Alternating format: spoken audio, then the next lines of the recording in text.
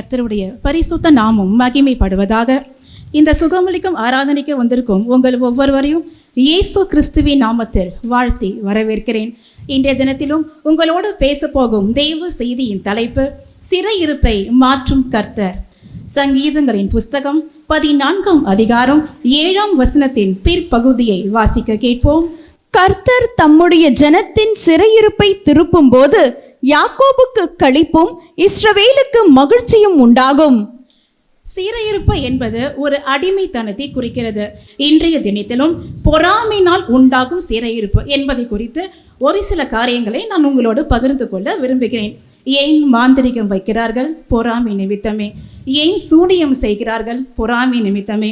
ஏன் சில குடும்பங்களில் அடிக்கடி வியாதி, சோர்வு, பலவீனம் வருகிறது? நீங்கள் மருத்துவமனைக்கு நீங்கள் உங்கள் பிள்ளைகளையோ நீங்களோ கூட்டி சென்றாலும் எல்லா டெஸ்ட்டும் நார்மல் என்று வந்தும் இருந்தாலும் ஒரு சோர்வு, ஒரு பலவீனம் வருகிறது. பொறாமை நிமித்தமே. திடீர் விபத்துக்கள், பொருளாதாரத்தில் திடீர் சரிவு, தோல்விக்கு மேல் தோல்வி, வாழ்க்கையில் எந்த ஒரு முன்னேற்றமும் இல்லாமல் இருப்பது பொறாமையினால் உண்டாகும் காரியமாகும். நாம் நன்றாக இருந்துவிடக்கூடாது என்பதற்காக, நாம் சந்தோஷமாக வாழ்ந்துவிடக்கூடாது என்பதற்காக, நம்முடைய காரியம் எல்லாம் ஜெயமாக மாறிவிடக்கூடாது என்பதற்காக பொறாமை நிமித்தம் மாந்திரிகம் அல்லது சூனியம் செய்கிறார்கள். அது மாத்திரமல்ல, தந்திரமான சூழ்ச்சிகள், பொய் குற்றச்சாட்டுகளை ஏற்படுத்தி நாம் இருக்கும் நிலையில் இருந்து தரைமட்டாக நம்மை தந்திரமான ஆலோசனைகளும் பொறாமையினால் உண்டாகும் காரியமாகும். ஒருவர் உங்கள் மீது பொறாமைப்படுகிறார்கள் என்றால் அது அவர்கள் அல்ல, அவர்களுக்குள் இருந்து கிரியை செய்யும் பொல்லாத ஆவியின் செயலாகும். இந்த ஆவி அவர்களை இலைப்படிய விடாமல் இருந்து இரவும் பகலும் சூழ்ச்சிகரமான எண்ணங்களை கொடுத்து மற்றவர்களுக்கு கேடு உண்டாக்க வேண்டும் என்று நினைக்கும் அவர்கள் தங்களுக்கே கேடை வருவித்துக் கொள்கிறார்கள் என்பதை அவர் நினைவு கொள்ளாதபடி பிசாசானவன் அவர்களுடைய மன கண்களை குருடாக்கி விடுகிறான். அவர்களுடைய மைண்ட் செட் எப்பொழுதுமே பொதுவாக உங்களுக்கு விரோதமாக மாந்திரிகம் செய்கிறார்கள் இல்லை சூனியம் பண்ணுகிறார்கள் என்றால் அவங்களுடைய மைண்ட் செட் பொதுவாக எப்படி இருக்கணும், அது எப்படி அவங்க ஃப்ரீயாகவே இருக்காது. என்ன செய்யலாம்? உங்களுடைய ஒவ்வொரு உயர்வுகள், உங்களுடைய ஒவ்வொரு சந்தோஷங்கள், உங்களுடைய ஒவ்வொரு முன்னேற்றங்கள் ஒன்றும் இல்லை. கணவன் மனைவி நீங்கள் சந்தோஷமாக இருக்கிறீங்களா? பொறாமை. மற்றவருடைய சிரித்து பேசுறீங்களா? பொறாமை. உறவுகளோட சந்தோஷமாக வெளியே செல்கிறீர்களா? பொறாமை. இந்த பொறாமை நிமித்தம் தான் சூழ்ச்சிகரமான வஞ்சகமான ஆலோசனைகள் எடுக்கப்பட்டு உங்களை எப்படி கீழே விட வைக்கலாம் என்று நினைத்து இது நிமித்தம் தான் அநேக மாந்திரிகங்கள் செய்யப்படுகிறது. சில நேரத்தில் திடீர்னு பலவீனம், திடீர்னு சோர்வு வரும். இது உங்களுக்கே தெரியாது, பொறாமை நிமித்தம் தான் வரும். நல்லா படுத்துருவீங்க, ஆனால் காலையில் எழுந்திருக்கும் போது சோர்வுகள், பலவீனங்கள், கை கால்லாம் அப்படியே கட்டி போட்ட மாதிரி இருக்கும். இது எல்லாமே பொறாமை நிமித்தம் தான் ஆகும். இந்த பொறாமை யார்கிட்ட உண்டாகுது? எங்கே இருந்து வரும்? இது எல்லாம் உங்களை சூழ்ந்து இருக்கும். உங்களை சுற்ற வட்டாரங்கள் மாத்திரம்தான் வரும். உங்களை பற்றி நன்கு தெரிந்தவர்கள், உங்களை பற்றி நன்கு அறிந்தவர்கள் மூலமாக தான் இந்த பொறாமையின் ஆவி வரும். எப்படி? நீங்கள் காலேஜில் இருக்கலாம், ஸ்கூலில் இருக்கலாம், இல்லைன்னா நீங்கள் ஆஃபீஸில் இருக்கும் ஆஃபீஸ் ஸ்டாஃப்ஸ்கள் மூலமாக வரலாம். பிஸ்னஸில் இருந்தீங்கன்னா பிஸ்னஸ் பார்ட்னர்ஸ்கள் மூலமாக வரலாம். இல்லை யார் மூலமாக இந்த பொறாமையின் ஆவி வரும்? யாருன்னே நீங்கள் கண்டுபிடிக்கவே முடியாது. ஏனென்றால் உங்களிடம் பேசும் பொழுது சிரித்து இனிப்போடு அன்போடு ரொம்ப வஞ்சகமான சூழ்ச்சிகளை உங்களுக்கு தெரியாத மாதிரி செய்து அடுத்த செகண்ட் எப்படி காலி பண்ணலாம், அந்த மாதிரியான ஒரு காரியங்கள் எடுக்கப்படும். பார்த்தால் கண்டுபிடிக்க முடியாதபடி முகத்திரையோடு சுற்றி உங்களுடைய அத்தனை காரியங்களை அறிந்து கொண்டவர்களாக தெரிந்து கொண்டவர்களாக தான் இருப்பார்கள். உங்கள் மூலமாக நன்மை பெற்றவர்களாக இருக்கலாம், அல்லது இன்றைக்கு அவர்கள் வாழ்ந்திருக்கிறதும் உங்கள் மூலமாக, உங்களுடைய ஜெபத்தின் மூலமாக தான் இருக்கலாம். ஆனால் அந்த நன்மை கிடைத்தவுடன் பிசாசானவன் அவர்களுடைய மன கண்களை குருடாக்கி எப்படி காலி பண்ணலாம், எப்படி சூழ்ச்சிகரமாக செய்யலாம். இது ஆக்சுவலாக பொறாமை என்பது நம்ம என்ன நினைக்கிறோம், ஐயோ இவர்கள் செய்து விட்டார்களே, நம்மளை இருதயம் சில நேரத்தில் வேதனைப்படும், ஐயோ இவர்கள் இப்படி பண்ணி விட்டார்களே, நம்ம நன்றாக தானே பழகிறோம். ஆனால் அவர்கள் மீது குற்றம் ஏதும் தேவனாகிய கர்த்தர் சிருஷ்டித்த எந்த ஒரு மனிதனையும் நாம் குற்றப்படுத்தி குறை சொல்லி நான் வரவில்லை. இது ஒரு பொல்லாத ஆவி. மாந்திரிகம், சூனியத்தை விட மிகவும் பெரிய ஒரு பொல்லாத ஆவி தான் இந்த பொறாமையின் ஆவி இருக்கும். வேதத்திலும் இப்படி காரியத்தை எப்படி தேவ பிள்ளையின் மீது பொறாமைப்பட்டவர்கள் எந்த நிலைக்கு ஆனார்கள், தெய்வ பிள்ளையை கர்த்தர் எப்படி அந்த சிறையிருப்பிலிருந்து காத்தார், வெளியே கொண்டு வந்தார் என்பதை நாம் பார்ப்போம். தானியேலின் புத்தகத்திற்கு நாம் வேதாகமத்தை திருப்பிக் கொள்வோம். யார் இந்த தானியேல்? பாபிலோனுக்கு சிறைப்படுத்த கொண்டுபட்ட பல வாலிபர்களில் தானியேலும் ஒருவன். தானியேலுக்கு தெய்வ பயம் கொண்டவன், ஒரு பரிசுத்தவான், தவறாத 3 வேளையை ஜெபம் செய்யக்கூடியவன், வேலையில் உண்மை உள்ளவனாக காணப்படுவான். தேவனாகிய கர்த்தர் அவனை படிப்படியாக உயர்த்த ஆரம்பித்தார்.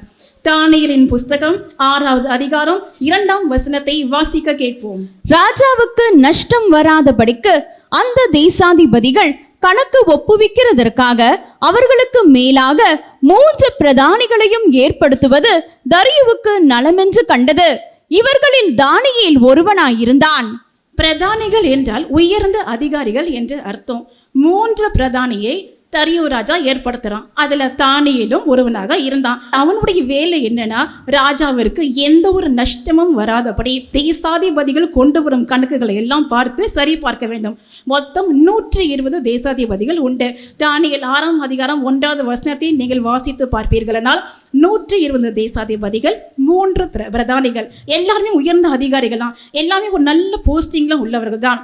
இப்படி கொஞ்சம் கொஞ்சமாக தரியு ராஜா தானியேலை உயர்த்த ஆரம்பித்தார். தானியேல் புஸ்தகம் 6ஆம் அதிகாரம் 3ஆம் வசனத்தில் முதற் பகுதியை வாசிக்க கேட்போம். இப்படி இருக்கையில் தானியேல் பிரதானிகளுக்கும் தேசாதிபதிகளுக்கும் மேற்பட்டவனாயிருந்தான். தானியேல் பிரதானிகளுக்கும் தேசாதிபதிகளுக்கும் மேற்பட்டவனாய் இருந்தான். மேற்பட்டவன் அப்படின்னு சொன்னால், மேற்பட்டவன் என்பது என்ன அர்த்தம்? சிறந்தவன். எதிலெல்லாம் அவன் மேற்பட்டவனாய் இருந்தான்? ஞானத்தில், நேர்மையில், பொறுப்புணர்ச்சியில், தெய்வ பக்தியில், அவனுடைய வேலையில் உண்மை உள்ளவனாக காணப்பட்டான். மற்ற தேசாதிபதிகளை காட்டிலும் மற்ற பிரதானிகளை காட்டிலும் தேவனாகிய கர்த்தர் அவனுக்குள் ஒரு விசேஷித்த ஆவியை வைத்திருந்தார். அதனால் தரியு ராஜா என்ன பண்றாரு? தரியு ராஜா அவரை முழு ராஜ்யத்திற்கும் ராஜாவாக அவனை ஏற்படுத்த வேண்டும் என்று எண்ணினார். பொதுவாக நம்மளுடைய காரியங்களை யாராவது நல்லா திறமையுள்ளவர்களாக இருக்கிறார்கள் என்றால் அடுத்தடுத்த ஸ்டேஜுக்கு கொண்டு போய் அவளோடு நம்ம கலந்து ஆலோசிப்போம். அதே போலதான் தானியேலுடைய காரியத்திலும் ராஜா அவனை பொதுவாக எல்லா பிரதானிகளுக்கும் முழு ராஜ்யத்திற்குமே மேலாக அவனை நியமிக்க எண்ணினார் அப்படின்னு தான் போட்டிருக்க. எண்ணினார். அதுக்குள்ளேயும் அவங்களுடைய ஆலோசனைகள் எப்படி இருக்கு பாருங்க. தானியேல் 6ஆம் அதிகாரம் 4ஆம் வசனத்தை வாசிக்க கேட்போம். அப்பொழுது பிரதானிகளும் தேசாதிபதிகளும் ராஜ்யத்தின் விசாரிப்பிலே தானியேலை குற்றப்படுத்தும்படி முகாந்திரம் தேடினார்கள். ஆனாலும் ஒரு முகாந்திரத்தையும் குற்றத்தையும் கண்டுபிடிக்க அவர்களால் கூடாதிருந்தது. அவன் உண்மையுள்ளவனாய் இருந்தபடியால் அவன் மேல் சுமத்த யாதொரு குற்றமும் குறைவும் காணப்படவில்லை. இதில் நாம் பார்க்கிறோம், பிரதானிகள். தேவனாகிய கர்த்தர் இந்த தானியேல் புஸ்தகத்தை எடுத்து மெடிடேட் பண்ணும்படியாக என்னை ஏவினார். அதில் அழுத்தமாக நான் பார்த்தது பிரதானிகள், தேசாதிபதிகள். அப்படி என்றால் ஒரு பிரதானி அல்ல, 3 பிரதானி, அதில் ஒன்று தானியேல். அது மாத்திரமில்லை, தேசாதிபதிகள் 120 தேசாதிபதிகளும் இவனுக்கு எதிராக இப்பொழுது செயல்பட ஆரம்பித்தார்கள். ஒரு பெரிய கூட்டமே இவனுக்கு விரோதமாக செயல்பட ஆரம்பித்தது. உயர்ந்த அதிகாரிகள் தான், தேசாதிபதிகளும் உயர்ந்த அதிகாரிகள் தான், பிரதானிகளும் அதிகாரிகள் தான். ஆனால் ஏன் அதிகாரிகள் கூட்டமே இவனுக்கு ஏன் எதிராக செயல்படுது? தேவ ஜனமே, கர்த்தர் உங்களை தெரிந்து கொண்டார் என்றால், அதற்கு உயர்த்து போகிறார் என்றால், முதல் அறிகுறியே இந்த பொறாமையின் ஆவிதான். இது உங்களுக்கு வேகமாக செயல்படும். மற்றவர்கள் சொல்லும் போய் குற்றச்சாட்டுகள் உங்களுடைய இருதயம் சில நேரத்தை பதப்பதைக்கும், வேதனைப்படும். ஐயோ, நாம் இதை தவறு செய்யவில்லையே, நாம் இப்படியெல்லாம் பேசவில்லையே, இப்படியெல்லாம் சொல்லுகிறார்களே, இப்படியெல்லாம் நமக்கு விரோதமாக பேசுகிறார்களே அப்படின்னு நீங்கள் எண்ணினால், அப்படி என்றால் கர்த்தர் உங்களை உயர்த்த போகிறார் என்று அர்த்தம். அதே தான் தானியேலுடைய காரியத்திலும் நாம் பார்க்கிறோம். ஒரே ராஜாங்கத்தில் தான் இருக்கிறாங்க, ஒன்றா தான் வேலை செய்கிறாங்க. ஆனால் பாருங்கள், ஒரு பெரிய கூட்டம் தானியேலை அப்படியே காலி பண்ணணும். தானியேல் இருந்துடக்கூடாது, அந்த இடத்துல வேலை செய்திடக்கூடாது. இவனை எப்படி இவனுடைய ஸ்தானத்திலிருந்து கீழே இறக்க வேண்டும், போய் குற்றச்சாட்டுகளை எப்படி நாம் ஏற்படுத்தலாம் என்று ஒவ்வொரு செகண்டும் இவனுக்கு விரோதமாக ஒரு பெரிய படையை எதிராக வருகிறது. ஏன் அவன் மேலே அவ்வளோ பொறாமை தெரியுமா? அவன் உண்மை உள்ளவன், ஊரில் செய்யாதவன், லஞ்சம் வாங்காதவன். இவனை டோட்டலாக இவனை ஒரு அத்தாரிட்டியை கொடுத்து முழுவதுமாக இவனை வைக்கும் பொழுது தட்டி கேட்பான், எப்பா ஏன் ஊரில் செய்கிற, ஏன் இந்த மாதிரி செய்கிற, அப்படி ஒரு அத்தாரிட்டிக்குள்ளே வந்துடுவான். அப்படி அந்த உண்மை உள்ளவன் தான் பரிபூர்ண ஆசீர்வாதங்களை பெறுவான். இப்படி ஒரு காரியத்திற்குள் தானியேல் வந்து விடாதபடி, இப்படி ஒரு காரியத்துக்குள் அவன் மேலே உயர்ந்து விடாதபடி, அவன் மேலே எப்படி திட்டம் திட்டலாம், எப்படி அவனை காலி பண்ணலாம், அவன் கதையை முடிக்க யோசிக்கிறார்கள். ஒருவேளை நீங்களும் இப்படி ஒரு காரியங்களை நீங்கள் இருந்தீங்கன்னா எதற்குமே கவலையப்படாதீங்க. ஆண்டவராகிய கர்த்தர் உங்களோடு எப்பொழுதும் இருந்து கொண்டே இருப்பார். ஒருவேளை நீங்கள் பல வேதனையில் வந்திருக்கலாம், ஆண்டவரே என் கண்ணீரில் வந்திருக்கலாம், என்னெல்லாம் இப்படி சொல்கிறாங்களாப்பா, இப்படியெல்லாம். ஃபஸ்ட்டு அடையாளம் பொறாமை தான். பொறாமை ஆவி உங்களுக்கு எதிராக பேசப்படுதா, நேராக போங்க, ஜெபத்தில் மட்டும் இருங்க. தானியேல் அதை மட்டும் தான் செய்கிறான். 3 வேளையும் இடை விடாமல் ஜெபம் செய்கிறான். அடுத்ததாக தொடர்ந்து வாசிப்போம். தானியேலின் புஸ்தகம் 6ஆம் அதிகாரம் 6, 7, 9. பின்பு அந்த பிரதானிகளும் தேசாதிபதிகளும் கூட்டம் கூடி ராஜாவினிடத்தில் போய் அவனை நோக்கி, தரியு ராஜாவே, நீர் என்றும் வாழ்க. எவனாகிலும் 30 நாள் வரையில் ராஜாவாகிய உம்மை தவிர எந்த தேவனை ஆனாலும் மனுஷனை ஆனாலும் நோக்கி யாதொரு காரியத்தை குறித்து விண்ணப்பம் பண்ணினால் அவன் சிங்கங்களின் கெபியிலே போடப்பட ராஜா கட்டளை பிறப்பித்து உறுதியான தாக்கீது செய்ய வேண்டும் என்று ராஜ்யத்தினுடைய எல்லா பிரதானிகளும் தேசாதிபதிகளும் பிரபுக்களும் மந்திரிமார்களும் தலைவர்களும் ஆலோசனை பண்ணி கொண்டிருக்கிறார்கள். அப்படியே ராஜாவாகிய தரியு அந்த கட்டளை பத்திரத்துக்கு கையெழுத்து வைத்தான். இது ஒரு ஹிப்போக்ரிட்டிக்கல் லவ். தரியு ராஜாட்ட வராங்க, தரியு ராஜாவே நீர் என்றும் வாழ்க. அவரை புகழுகிறாங்க. ஆக்சுவலாக தரியு ராஜா மீது ஒரு பர்சன் கூட அவர்களுக்கு அன்பில்லை.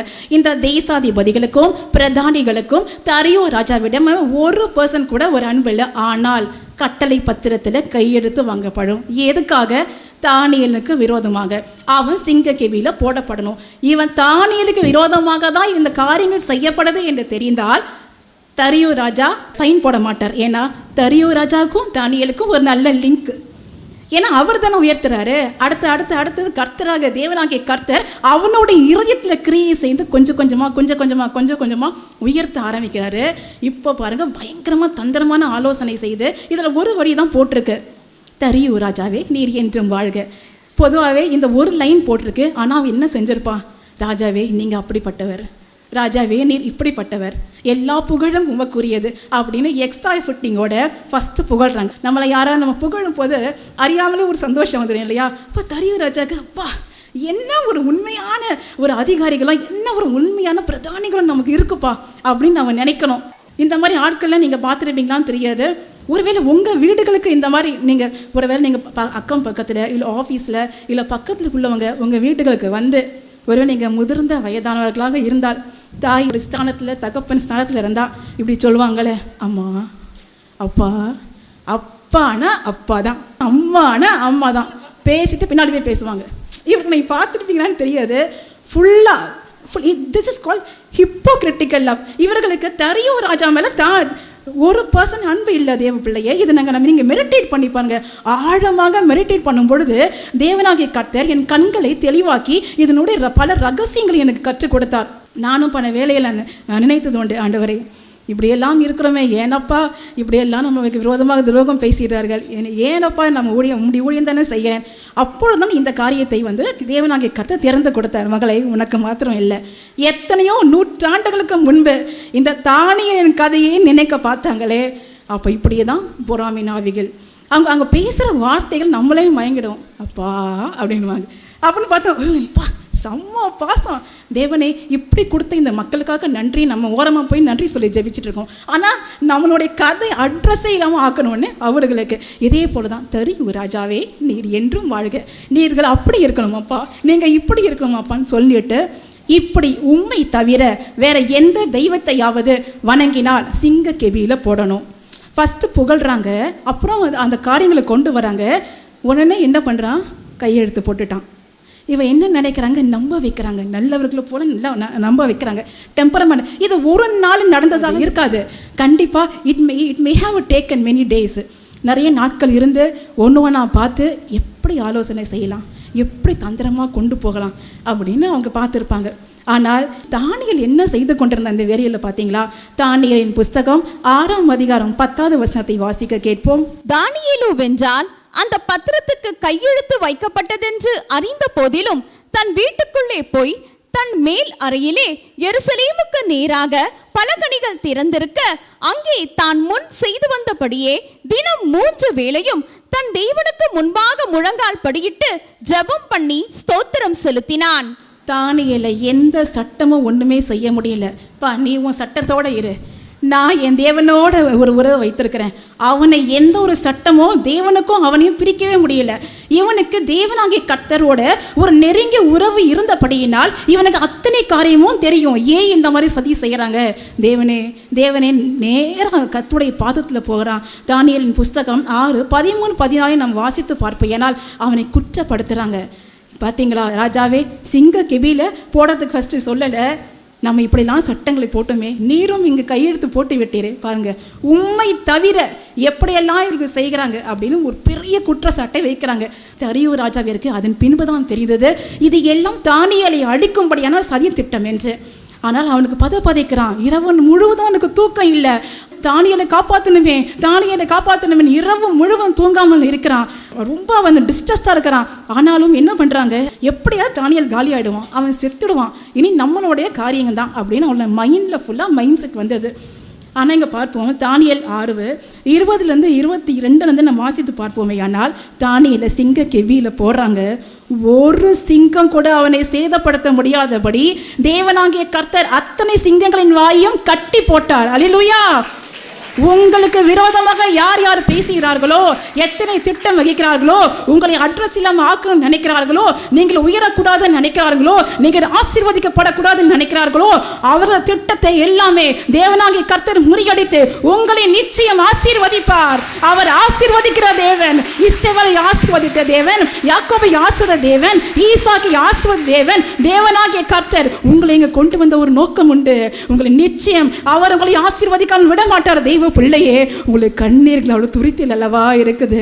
நீங்கள் அழுகையெல்லாம் அவளை பார்த்துக்கிட்டே இருக்கிறாரு, சும்மா இருப்பாரா? விட மாட்டார். இதை எத்தனையோ நூற்றாண்டுகளுக்கு முன்பு நடந்த இந்த தானியேலின் கதையை பார்த்தீங்கன்னா நம்மளும் ரொம்ப ஒரு என்கரேஜ்மெண்ட்டாக எனக்கு இது ஃபீல் ஆச்சு. ஆண்டவரே, நம்மளுக்கு விரோதமாக யாரெல்லாம் என்ன பேசினா நம்ம கேள்விப்பட்டோமே, ஏசப்பா ஒருத்தங்க கூட உங்களுக்கு விரோதமாக சதி செய்யவே முடியாது. இனி நீங்கள் இங்கே வந்து வெளியே போகும் பொழுது ஒரு ஆசீர்வாதத்தோடு, சந்தோஷத்தோடு, சமாதானத்தோடு, சிறையிருப்பின் கட்டுகள் கட்டவிழ்க்கப்பட்டு ஒரு நல்ல ஒரு சமாதானத்தோடு தான் செல்வீங்க. தானியேலுக்கு விரோதமாக சதித்திட்டம் செய்தவங்க கதி என்னன்னு பார்ப்போமா? தானியேலின் புஸ்தகம் 6:24 தானியேலின் மேல் குற்றம் சாட்டின மனுஷரையோ வென்றால் ராஜா கொண்டு வர சொன்னான். அவர்களையும் அவர்கள் குமாரரையும் அவர்கள் மனைவிகளையும் சிங்கங்களின் கெபியிலே போட்டார்கள். அவர்கள் கெபியின் அடியிலே சேரும் முன்னே சிங்கங்கள் அவர்கள் மேல் பாய்ந்து அவர்கள் எலும்புகளை எல்லாம் நொறுக்கி போட்டது. ஹல்லேலூயா. எலும்புகள் எல்லாம் நொறுக்கி போட்டது. எத்தனை பேர் எலும்புனாங்க? 120 தேசாதிபதிகள், 2 பிரதானிகள். தானியேலை காலி பண்ணணும். அவன் டார்கெட் எல்லாம் இவன் டோட்டலாக வந்துட்டானா நம்மளுடைய எல்லா ஃப்ராடுத்தனம் தெரிஞ்சிடும், உண்மை இல்லாத தன்மை தெரிஞ்சிடும், எல்லா காரியங்களும் தெரிஞ்சிடும். நம்மளை தட்டி கேட்காம விட மாட்டார். அதே போல் இவனுக்கு ஃபுல்லாக டார்கெட் பண்ணுறாங்க தானியேலுக்கு விரோதமாக. ஆனால் அவங்களுக்கு காரியம் இது பார்த்தீங்களா? எங்கே இருந்தாங்க தேவ பிள்ளைய? சிங்கங்கள் கீழே விழவே இல்லையாம். அவங்க குடும்பமாக கீழே விடுவதற்கு முன்பதாகவே சிங்கங்கள் அவளை அத்தனையும் அப்படியே காலி பண்ணது. நம்ம தேவ பிள்ளையே, உங்களுக்கு விரோதமாக எத்தனை திட்டங்கள் திட்டினாலும் நீங்கள் எதுக்குமே கவலைப்படவே வேண்டாம். ஒரு வசனத்தை வாசிப்போம். ஏசாயா தீர்க்கதரிசியின் புஸ்தகம் 54:17 வாசிக்க கேட்போம். உனக்கு விரோதமாய் உருவாக்கப்படும் எந்த ஆயுதமும் வாய்க்காதே போம். அல்லேலூயா. உனக்கு விரோதமாய் உருவாக்கப்படும் எந்த ஆயுதமும் வாய்க்காதே போம். உனக்கு விரோதமாக சதித்திட்டம் செய்கிறாங்களா? கவலைப்படாதீங்க. உங்களுக்கு விரோதமாக பேசுகிறாங்களா? கவலைப்படாதீங்க. உங்கள் விரோதம் மாந்திரிகம் செய்கிறாங்களா? கவலைப்படாதீங்க. உனக்கு விரோதமாய் உருவாக்கப்படும் எந்த ஆயுதமும் வாய்க்காதே போகும். பல நேரங்களில் நம்ம அல்றது உண்டில்ல, இது நம்மளை தாக்கிருமோ, மந்திரவாதம் நம்மளை தாக்கிருமோ, ஐயோ இந்த இடத்துல நம்மளை வேலை செய்கிறோமே, நம்மளை எல்லாம் குற்றப்படுத்துகிறாங்களே, வேதனைப்படுத்துகிறாங்களே, எத்தனை நேரம் நீங்கள் கண்ணீருக்குள்ளே ஆங்குறீங்க. தேவ பிள்ளையே, இது ஏன் நீங்கள் நம்ம யோசித்து பார்த்துருக்கீங்களா? இது அத்தனையும் பொறாமை நிமித்தம் தான். ஆனால் நான் சொல்கிறேன், உங்களை ஒன்றுமே தொட முடியாது, உங்களை ஒன்றுமே சேதப்படுத்த முடியாது. அல்லேலூயா. நீங்கள் இங்கே வந்து வெயில போகும்போது விடுதலையோட தான் போகுவீங்க. நம்ம வீட்டுக்கு ஒரு கெஸ்ட்டு வராங்க அப்படின்னா நம்ம எப்படி நம்ம கூல்ட்ரிங்க்ஸ் கொடுத்து காஃபி கொடுத்து ஆகாரம் கொடுத்து அவங்கள வழி அனுப்புவோம். அதே போல் அவருடைய ஜெப வீட்டுக்கு நீங்கள் வந்திருக்கிறீங்களே, உங்களை விரும்பியாக அவர் அனுப்புவாரா? நீங்கள் அனுப்புவாரா? இல்லை. ரெஃப்ரெஷ்மெண்ட்டோட, ஒரு பரிபூர்ண சுகத்தோட, ஒரு பரிபூர்ண விடுதலையோட, ஒரு பரிபூர்ண ஆசீர்வாதத்தோட இனி நீங்கள் இதுவரைக்கும் நீங்கள் வந்து எப்படிப்பட்ட பாதையில் போனீங்களோ அவர்களுக்கு முன்பதாகவே தேவனாகிய கர்த்தர் உங்களை உயர்த்த போகிறார். ஆமென். உங்களை ஆசீர்வதிக்க போகிறார். அவர்கள் காணோம். என்கிட்ட கேட்பாங்க, சிஸ்டர் இவங்க நல்லா இருக்கிற மாதிரி இருக்குதே, என்னை எப்படியெல்லாம் கஷ்டப்படுத்துகிறாங்க. இல்லை தேவ பிள்ளையே, அவங்களோட எப்படி நான் இந்த புஸ்வானம் பார்த்துருக்கீங்களா? புஸ்வானம் மேலே போகும்போது ஸ்பார்க்கிள்ஸ்லாம் இருக்கும். எந்த அளவு மேலே போதோ அதே அளவு கீழே டக்குன்னு வந்துடும். அவளுக்கு அது அவ்வளோதான். இப்போ மேலே ஓங்கி இருக்கிற மாதிரி இருக்கும், ஆனால் அடுத்த செகண்ட் கீழே வந்து காணாமலே போயிடும், எரிஞ்சே போயிடும். அதனால் நீங்கள் எதுக்கும் கவலைப்பட வேண்டாம். நீதிமொழிகள் 28:20 வேதம் சொல்லுகிறது, உண்மையுள்ள மனுஷன் பரிபூர்ண ஆசீர்வாதத்தை பெறுவான். எங்கேயாவது உண்மை போல் நடிக்கிறவன் பரிபூர்ண ஆசீர்வாதத்தை பெறுவான் எழுதப்பட்டிருக்கிறதா? இல்லை. உண்மை போல் நடித்தா அவர் பார்த்துப்பார். என்னுடைய கணவர் அடிக்கடி ஒரு வசனம் சொல்வார், மனுஷன் எதை விதைக்கிறானோ அதையே அறுப்பாம்மா. நீ ஏம்மா கவலைப்படுற? கூப்பிட்டு கேட்டால் பொய் சொல்கிறாங்களா விடு, தப்பாக பேசுகிறாங்களா விடு, அவர் பார்த்துப்பார். அவர் மேலேருந்து நம்மளெல்லாம் பார்த்துக்கிட்டே இருக்கிறார். அமைதியாக மட்டும் இரு. சங்கீதம் 33:1 தாவீது அழகாக சொல்கிறார், என் நாவினால் நான் பாவம் செய்யாத படிக்க துன்மார்க்கன் எனக்கு முன்பாக இருக்கும் மட்டும் என் வாயை கடிவாளத்தால் அடுக்கி வைப்பேன். நம்ம அநேக நேரங்களை ஏன் முன்னேற்றங்களை பார்க்க முடியும்னு நம்ம பேசிடுறோம். எப்படி நீங்கள் என்ன இப்படி பண்ணுவேன், எப்படி எனக்கு விரோதமாக பேசுவேன், அதனால ஒரு ரிப்ளையும் இல்லை. இனி நீங்கள் நான் சொல்வதை அந்த ட்ரிக்ஸை நீங்கள் ஃபாலோ பண்ணி பாருங்கள். அமைதியாகவே இருங்க, எதுவுமே நீ பேசாதீங்க. அவர் உங்களுக்காக யுத்தம் செய்வார். அவர் உங்களுக்காக யுத்தம் செய்கிற தேவன். உங்களை ஒரு சொட்டு கண்ணீர் கூட வீண் போகாத தேவ பிள்ளையே. அவர் இறங்கி இருக்கிறார். இன்னும் கூட அநேக காரியங்கள் உண்டு. டைம் இல்லாத முடிக்கிறேன். இன்னும் அநேக காரியங்களை இன்னும் சீக்கிரம் வந்து உங்களோட பகிர்ந்து கொள்கிறேன். God bless you.